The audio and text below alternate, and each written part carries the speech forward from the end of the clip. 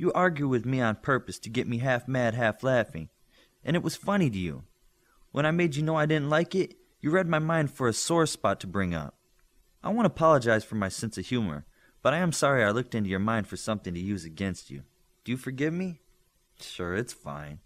You wanted to be her friend and forget this even happened. Good, because there's a last-minute video game tournament and I kind of signed us up for it.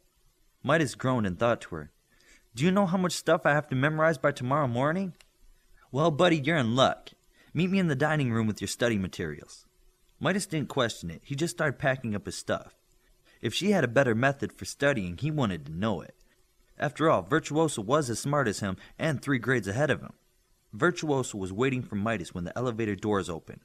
Our turn will be up in about a half an hour. Show me what you have to study, she said bluntly. Midas walked quickly over the reception area, where a bot watched him unpack documents on one of the coffee tables. I have hundreds of pages of stuff to know by tomorrow, or I won't be able to run the statistics programs, computers, or any of the other equipment in the dugout. I understand it, but I need to know it backwards and forwards. No problemo. Sit here, facing that way, and start reading your material from the beginning, Virtuoso said. I really need to work on chapters 14 through 17. Trust me, Virtuoso said. Midas sat down the way she wanted, then she sat behind him. She put both her hands on the sides of his head and said, Read to yourself as fast as you can. Don't skip any words and focus on the diagrams for a moment when they come up. Midas didn't know what she was doing, but started reading anyway. His heightened hearing seemed to be shutting down. The kids talking, the dining room dishes, feet scraping on the carpet, his own heartbeat, even breathing, it was all gone. His eyes were clear and everything he saw took up his whole attention. He started to read as fast as his near-miss eyes could move, then faster and faster again. When he turned the first page, it was like his fingers were numb and they moved on their own. He barely noticed that he was reading everything. Page after page, he became more engrossed in the pages in front of his eyes. Soon, he was at the end of the first book he was reading and on to the next. When all the books and papers were read and stacked sloppily, he paused as without purpose. Again! Virtuoso thought to him as loud as thunder. Midas listened and replayed the reading from the beginning. Once the last book was put down again, Virtuoso took her hands away from the sides of his head. He felt relaxed and started to think normal. What did you just do?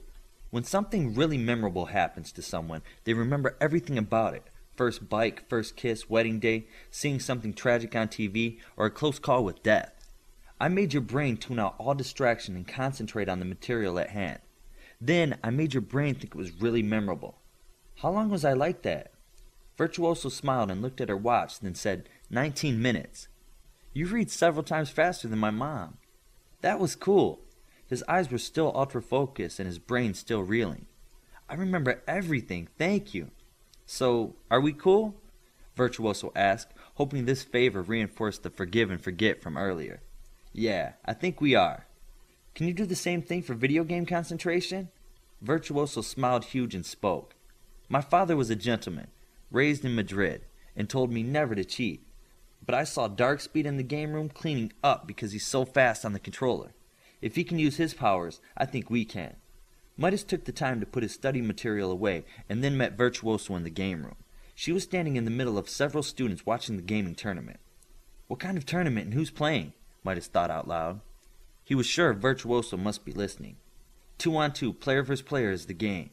Once you take a seat, it's best 2 of 3 against whoever won the last match. Darkspeed and IQ have been taking on all comers and the matches haven't been pretty. Darkspeed picked IQ as a partner? How did he know to do that? Darkspeed didn't. IQ picked him, she thought to him. Perfect. The fastest and the smartest on the same team. Yeah, seems we weren't the only ones paying attention to who our fellow students were. How soon before we're up? He thought to her. Not long the way these 2 Russian chicks are playing. Don't call them that. Zoner's cool. They're dressed like they're at a sleazy nightclub. I'm just calling them like I see them, she thought back. Well, be nice. Meet me in the back of the room. In the back of the room, she put her hand on his head and started to amp up his powers of concentration. Midas really felt like he was in a zone that couldn't be beat. Next up, said IQ loudly. That's us, said Virtuoso as she led Midas up to the front couches. When they sat down, she put the controller in his hands. Virtuoso and Midas. IQ looked at Midas, who didn't look back. He just looked at the screen. IQ smiled and said, "Up next, Darkspeed and IQ versus Virtuoso and Midas." IQ stopped to take a drink of his soda that was between his knees. Darkspeed had a soda between his knees too, but did not drink. "I'll take IQ and you take Darkspeed," Midas thought to Virtuoso. "I can't beat him." "No, you can't, but I can beat IQ, and with your upgrade, I'll beat him quick. You just string Darkspeed along for maybe 20 seconds, and we'll double team him." "Good idea," she thought back. "And go!" IQ said as he started the game. In the game, Virtuoso ran far away from Darkspeed. She knew he would catch her eventually. With that in mind, she planned to loop around the game that would bring her back to Midas in 20 to 30 seconds. Midas was after IQ with a vengeance. IQ was barely able to hold off Midas' near-miss reflexes before. Now with the upgrade, it was just a beating. IQ was soundly defeated in less than 15 seconds. "Man!" yelled IQ as his game persona died. "Bringing Darkspeed back to you," thought Virtuoso to Midas. "I've got the ambush ready." Virtuoso and Midas then both teamed up on Darkspeed. To everyone's surprise, Darkspeed was unfazed and prepared to fight them both. Midas fired at Darkspeed again and again, but missed every time. It was like Darkspeed had radar. It was only a few moments before Virtuoso was out of the game. "Arr! Get him, Midas!" she said out loud with gusto. Midas was doing the best he could to take down Darkspeed, but from Darkspeed's perspective, it just wasn't enough. With his super speed not even turned up to his highest notch, everyone in the room looked like statues. He looked to his side, and he watched Midas' fingers slowly move his controller. He's strafing left, he thought. He adjusted accordingly and fired at Midas. He took a sip of his soda and watched to see if Midas could dodge this one also. "This is so slow," Darkspeed thought to himself. Midas reacted faster than other opponents had earlier, but that mattered little.